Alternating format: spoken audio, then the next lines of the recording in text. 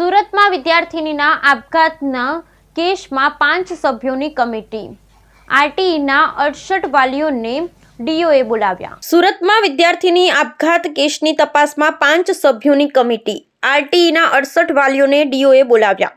સુરતના ગોડાદરા વિસ્તારમાં ધોરણ 8ની વિદ્યાર્થિની સોમવારે સાંજે ગળે ફાંસો ખાઈ જીવન ટૂંકાવ્યું હતું। જોકે સ્કૂલની ફી ન ભરતા સ્ટાફ દ્વારા વિદ્યાર્થીને ક્લાસમાં ને ટોયલેટ પાસે ઊભી રાખવામાં આવતા આ પગલું ભરી લીધું હોવાના પરિવારે આક્ષેપ કર્યા છે। જ્યારે સ્કૂલ સંચાલકોએ આક્ષેપને ખોટો ગણાવ્યો છે, જે અંગે ડીઓએ કહ્યું કે 5 સભ્યોની કમિટી બનાવવામાં આવી છે। ડીઓએ કહ્યું કે વિદ્યાર્થીની અભ્યાસમાં અનિયમિત હોતી મૃતકની બહેનપણી જ શાળામાં અભ્યાસ કરે છે।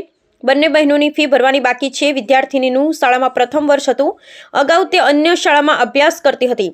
ફી બાબતે વિદ્યાર્થિનીએ આપઘાત કર્યો છે તેવો મૃતક પરિવારને આક્ષેપ કર્યો છે। ત્યારે ડીઓની ટીમ આજે રિપોર્ટ સબમિટ કરે તેવી શક્યતા છે। જિલ્લા શિક્ષણાધિકારી દ્વારા 68 વાલીઓ સામે ફોજદારી ગુનો દાખલ કરવાના મામલે નિવેદન આપ્યું હતું। ડીઓ ભગીરથસિંહ પરમારે કહ્યું કે વાલીઓએ આવક કરતાં ઓછી આવકનું પ્રમાણપત્ર ખોટી રીતે મેળવ્યું। કેટલાક વાલીઓને 74 લાખની હોમ લોન છે। કેટલાક વાલીઓ એટલે કે પતિ પત્ની બંનેની 4.5 રિટર્ન ભરી રહ્યા છે અને અન્ય 32 વિદ્યાર્થીઓના વાલીઓને આજે બોલાવવામાં આવ્યા છે। વાલીઓને આજે સાંભળવામાં આવશે। જરૂર જણાય એ વાલીઓ સામે પણ ફોજદારી દાખલ કરવા સૂચના અપાશે। હજી પણ ઘણી સ્કૂલો આવી રીતે આગળ આવી રહી છે જ્યાં ગેરકાયદેસર પ્રવેશ લેવામાં આવ્યા છે। Bureau report Sunil Ganjawala, Surat. RT અંતર્ગત ખાનગી શાળાની અંદર 25% પ્રવેશ આપવા માટેની જે જોગવાઈ છે, જે અંતર્ગત જે વાલીઓએ આવકના ખોટા પુરાવા રજૂ કરી અને પ્રવેશ મેળવેલ છે તે વાલી વિરુદ્ધમાં પોલીસ ફરિયાદ દાખલ કરવા માટે શાળાના આચાર્યને અધિકૃત કરવામાં આવ્યા છે।